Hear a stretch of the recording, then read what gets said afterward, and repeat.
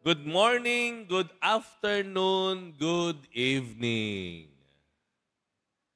Again, the greeting is like that because this Mass on Saturdays, 9 a.m. and 10 a.m. are both pilgrims' masses.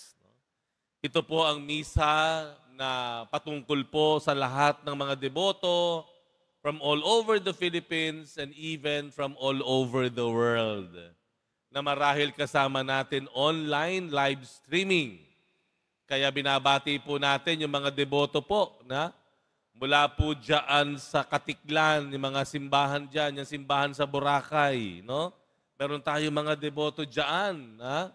At maging po dun sa mga deboto ng mahal na pong Jesus Nazareno, mula po dyan sa Nuestro Padre Jesus Nazareno, Singapore, Church of Our Lady, Star of the Sea. And also our devotees from Jesus the Black Nazarene, Missouri City, Texas, sa Holy Family Catholic Church. Palakpakan po natin ang mahal na poong Jesus Nazareno. Today is All Saints Day, November 1. Ayan po, ha? Tomorrow is November 2. What is the difference between these two dates? November 1 is All Saints Day, while November 2 is All Souls Day. Araw ngayon ng mga banal, ng mga santo. Bukas, araw ng mga yumao. Parehong araw na ating ginagawa para manalangin.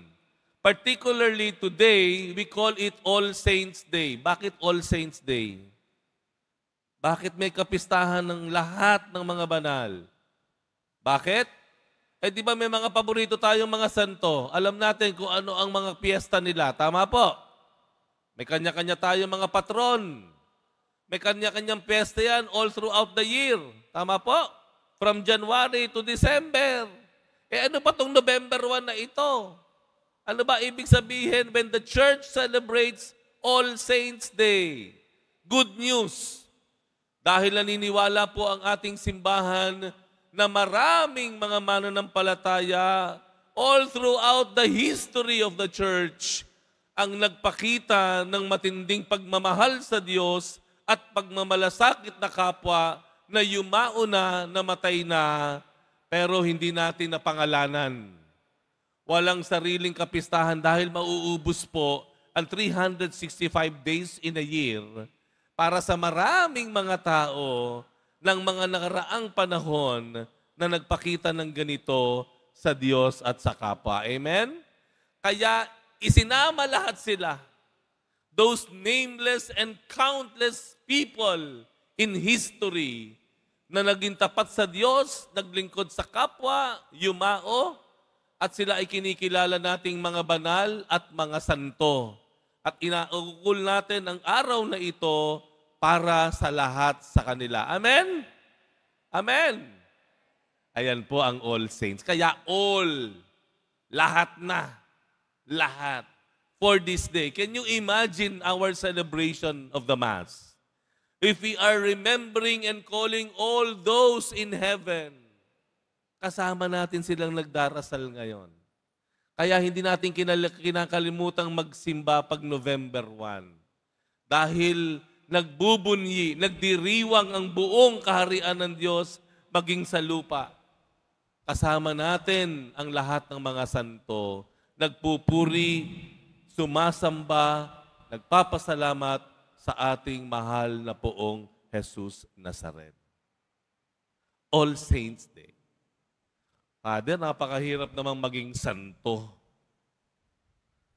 Ang hirap. Mahirap ba maging santo? Mahirap. Pero for all you know, you are already treading the path of a saint. Baka hindi nyo alam, yung ginagawa nyo na po, ay sinusundan nyo na pala yung yapak ng isang banal na tao. Without us recognizing and being aware of it, Pero yung ginagawa natin sa araw-araw na buhay natin, actually, ay isang pagtahak na sa daan ng isang banal patungo sa kaharian ng Diyos. Paano nga ba? Napakahirap. Tingnan nyo naman po yung Ebanghelyo, Beatitude. Ano sabi ng Panginoon? Blessed, ayan, blessed are you who are poor, who mourn. Yung mga walang imik, mga humble, blessed are you, kahit kayo kinakawawa na. Ayan, Blessed are you kung kayo ay nagugutom o gusto nyo magpakabuti.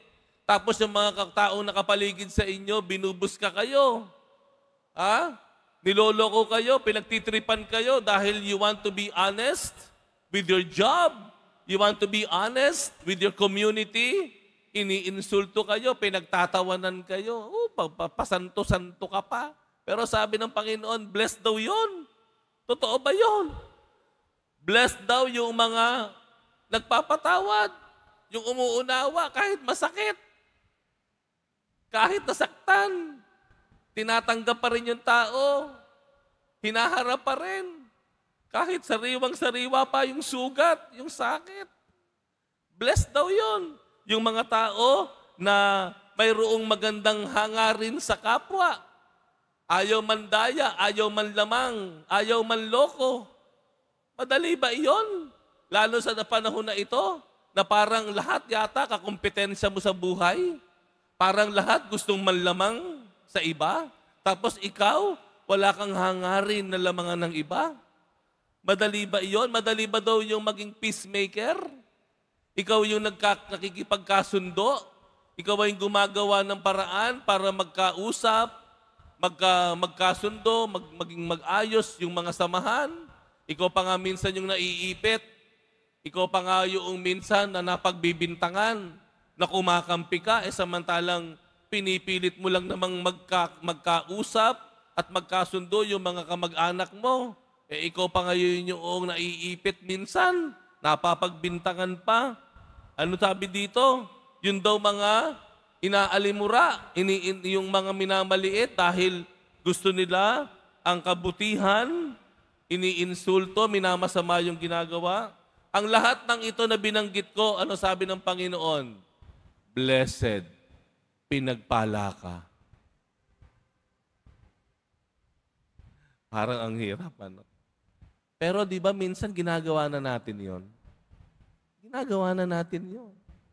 Yung mga sakripisyo, pagtanggap na lamang ng mga mura, hindi tayo pumapatol, hindi tayo nag-iisip na gumante. Tinatanggap natin, nagtitimpi tayo, pinipigilan nating magmura, manira ng tao kahit sinisiraan ka. Yan ay mga daan, yan ang mayapak ng isang banal. Bigyan po natin ng isang halimbawa. Alam niyo po, nung pong nakaraang linggo, kami po ay ako po ay kasama sa isang grupo ng mga kaparian sa Maynila na pumunta sa Espanya, Spain. Kami po ay ginawa po namin yung tinatawag na Camino de Santiago. Alam mo, familiar ba kayo doon? Camino de Santiago. Ito po, in English, Way of St. James. The Way of St. James. Tinahak po namin yung paglalakad, landas, papunta sa Basilica ni St. James. Doon sa Santiago, isang bahagi po ng Espanya. At nagsimula po kami 117 kilometers away from the Basilica. And we did it for 6 days. 117 kilometers in 6 days. So may mga araw po kami, 25 kilometers, 22 kilometers, 19 kilometers. Nilalakad lang po iyon. Nilalakad lang. Ano panahon doon? Malamig. Umuulan.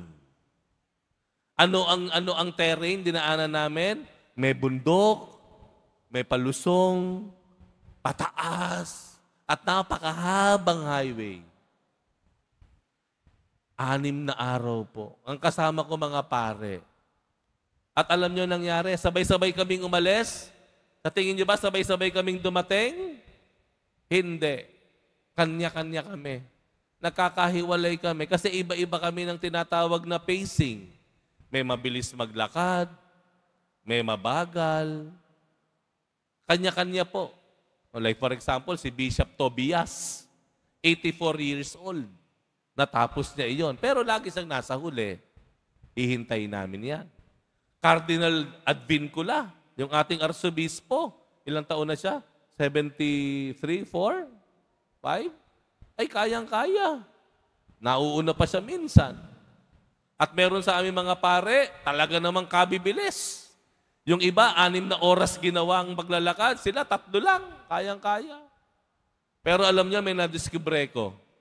Nung matapos kami, nadiskubre ko. Yung mga nauuna lagi, yung mga nauna, maniniwala kayo? Akala mo'y kayang-kaya nila? Nung magkatapusan na at magkaalaman na, naku po, napakaraming patay ang kuko. Kasama na ako doon. Patay ang kuko, yung kalyo, blisters. Ako nga, yung kanang paa ko po, wala nang hindi liit.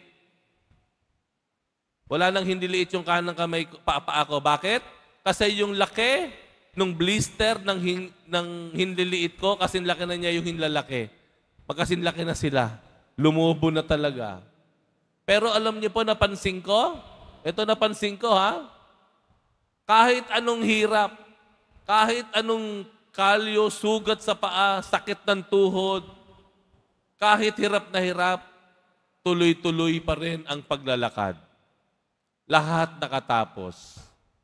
Kahit mataas ang init ng araw, kahit nanlalamig ka at nanginginig ka, kahit ang lakas ng ulan na parang ika-itinutumba na, kahit basang-basa na yung mula ulo hanggang paa, yung sapatos mo, yung loob ng sapatos mo, bumubula na dahil basang-basa ka na ng ulan, tuloy-tuloy ka pa rin. Bakit? Gusto mong maabot yung iyong destinasyon. Ganun po ang isang santo. Yun yung tinatahak natin. Dahil nais natin ang ating pangarap, kahit ano mangyari sa daan, pagtitiisan natin. Bakit? Hindi tayo nakatingin dun sa sakit na dinadaanan natin. Hindi tayo nananatili, napapako doon sa hirap na nangyayari sa atin. Ang mahalaga sa atin, makarating doon sa nais nating marating. Ganun ang isang banal. Ganun ang isang santo. Ganun ang pangarap ng Diyos sa atin. Yun ang nais ng Panginoon sa atin. Sinasabi ng Panginoon sa atin, hello, hello, nandito ko. Nandito ang kaharian. Ito ang sarili mong tahanan.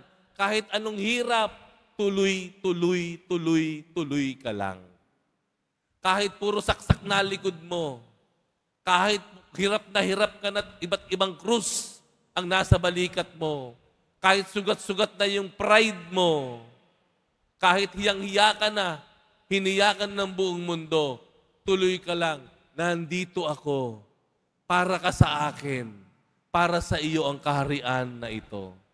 Yun ang banal. Yun ang banal. Yun ang nais ng Diyos sa atin. Kaya kung papansinin niyo po, marami sa atin ganon. Ilan sa atin yung ganoon? Minura ka na, pero nagtimpi ka. Nilamangan ka, niloko ka, pero wala kang intensyong gumanti at manloko dahil alam mo kung ano ang hirap at sakit ng niloloko. Diba? Inungusan ka na ng kasama mo sa opisina, dapat ikaw mapopromote, hindi ka nakipag-away, hindi mo inaway, ba't mo aawayin? Basta mahalaga sa iyo, yung kabutihan. Kung ano yung totoo, ano yung tama. Dahil ang nais ko, marating ko si Lord, kumakaway sa akin. Naririto ako, para ka sa akin, para sa iyo ang kaharian na ito. Amen? Sana lahat tayo ganon. Alalahanin po lagi natin, naway ito'y tumimo sa ating diwa. na sa haba-haba ng ating paglalakbay sa mundong ito, sa dami ng mga sugat, hirap, krus na dadalhin natin at susuungin, lagi nating titignan ang pinakahuling destinasyon natin, ang ating ninanasa, ang ating hangarin, ang katapusan ng paglalakbay na ito. Walang iba kung hindi ang ating Panginoong Jesus Nazareno kumakaway sa atin. Tuloy ka lang, para ka sa akin, para sa iyo, ang kaharian na ito.